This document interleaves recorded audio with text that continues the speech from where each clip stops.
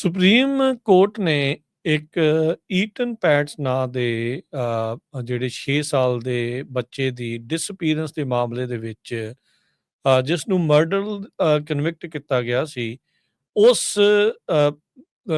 ਸੋ ਇਹ ਥੋੜੀ ਸਟੋਰੀ ਇਸ ਤਰੀਕੇ ਦੇ ਨਾਲ ਆ। ਈਟਨ ਪੈਟਸ ਨਾਂ ਦਾ 6 ਸਾਲ ਦਾ ਬੱਚਾ 1979 ਦੇ ਵਿੱਚ ਡਿਸਅਪੀਅਰ ਹੋਇਆ। ਫਿਰ ਉਸ ਤੋਂ ਬਾਅਦ ਦੇ ਵਿੱਚ ਹਰਨੈਂਡਜ਼ ਨਾਂ ਦੇ ਬੰਦੇ ਦੇ ਉੱਤੇ ਦੋਸ਼ ਲੱਗੇ, ਜਿਸ ਦੇ ਵਿੱਚ ਇਸ ਨੂੰ ਮਰਡਰ ਦੇ ਲਈ ਕਨਵਿਕਟ ਕੀਤਾ ਗਿਆ। ਫਿਰ ਪੈਡਰੋ ਹਰਨਾਂਡez ਉਸ ਦਾ ਜਿਹੜਾ ਉਹ ਨਾਮ ਸੀਗਾ।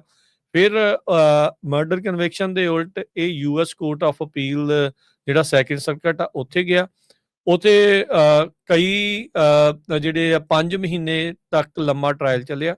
66 ਤੋਂ ਵੱਧ ਜਿਹੜੇ ਵਿਟਨੈਸਿਸ ਜਿਹੜੇ ਆ ਉਹ ਪੇਸ਼ ਹੋਏ ਤੇ ਉਹ ਜਿਹੜੇ ਸੀਗਾ ਅਪੀਲ ਕੋਰਟ, ਉਹਨਾਂ ਨੇ ਇਸ ਬੰਦੇ ਦੀ ਹਰਨੈਂਡਜ਼ ਦੀ ਜਿਹੜੀ ਮਰਡਰ ਕਨਵਿਕਸ਼ਨ ਆ ਉਸ ਨੂੰ ਹਟਾ ਦਿੱਤਾ। ਤੇ ਉਸ ਤੋਂ ਬਾਅਦ 'ਚ ਜਿਹੜੇ ਪ੍ਰੋਸੀਕਿਊਟਰ ਸੀਗੇ ਜਿਨ੍ਹਾਂ ਨੇ ਇਸ ਨੂੰ ਪਹਿਲੀ ਵਾਰੀ ਮਰਡਰ ਕਨਵਿਕਟ ਕਰਾਇਆ ਸੀ ਪੈਡਰੋ ਹਰਨਾਂਡez ਨੂੰ, ਉਹ ਸੁਪਰੀਮ ਕੋਰਟ ਦੇ ਵਿੱਚ ਗਏ ਤੇ ਸੁਪਰੀਮ ਕੋਰਟ ਨੇ ਅੱਜ ਉਸ ਮਰਡਰ ਕਨਵਿਕਸ਼ਨ ਆ ਉਸ ਨੂੰ ਰੀਇਨਸਟੇਟ ਕਰ ਦਿੱਤਾ।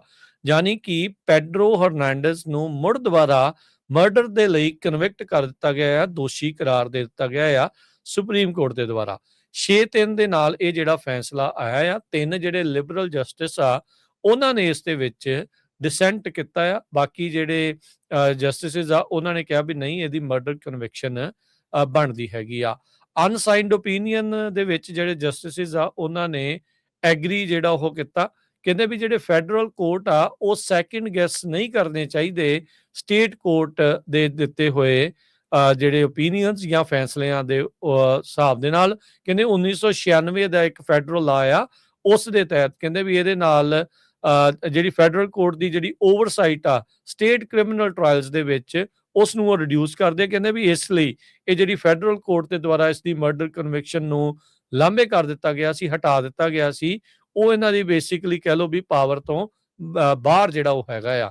ਮੈਨਹੈਟਨ ਦਾ ਡਿਸਟ੍ਰਿਕਟ ਅਟਾਰਨੀ ਐਲਵਿਨ ਬ੍ਰੈਗ, ਉਹਨੇ ਕਿਹਾ ਵੀ ਇਹ ਜਿਹੜੀ ਕਨਵਿਕਸ਼ਨ ਨੂੰ ਓਵਰਟਰਨ ਕੀਤਾ ਗਿਆ ਸੀ, ਇਹ ਸਲੈਂਡਰ ਰੀਡ ਸੀਗਾ।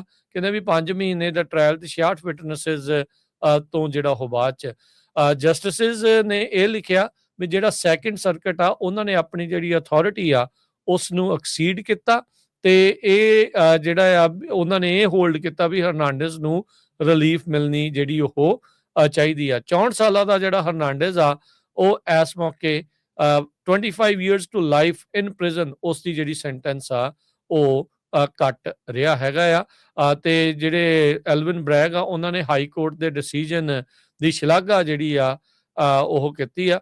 ਕਹਿੰਦੇ ਵੀ ਅਸੀਂ ਈਟਨ ਜਿਹੜਾ 6 ਸਾਲ ਦਾ ਬੱਚਾ ਸੀ ਉਹਦੇ ਇਨਸਾਫ ਦੇ ਲਈ ਤੇ ਪੈਟਸ ਫੈਮਿਲੀ ਦੇ ਲਈ ਇਨਸਾਫ ਦੇ ਲਈ ਕੰਮ ਜਿਹੜਾ ਉਹ ਕਰਦੇ ਰਹੇ ਆ। ਤੇ ਇਵੈਂਚੁਅਲੀ ਸੁਪਰੀਮ ਕੋਰਟ ਨੇ ਅੱਜ ਇਸ ਦੇ ਹੱਕ ਦੇ ਵਿੱਚ ਫੈਸਲਾ ਪਰਿਵਾਰ ਦੇ ਜਾਂ ਉਸ ਪੀੜਤ ਦੇ ਹੱਕ 'ਚ ਫੈਸਲਾ ਸੁਣਾਉਂਦੇ ਹੋਏ ਜਿਹੜਾ ਪੈਡਰੋ ਹਰਨਾਂਡez ਆ ਉਸ ਨੂੰ ਮੁੜ ਉਸ ਕਤਲ ਦੇ ਲਈ ਦੋਸ਼ੀ ਕਰਾਰ ਦੇ ਦਿੱਤਾ ਹੈ। ਜੀ।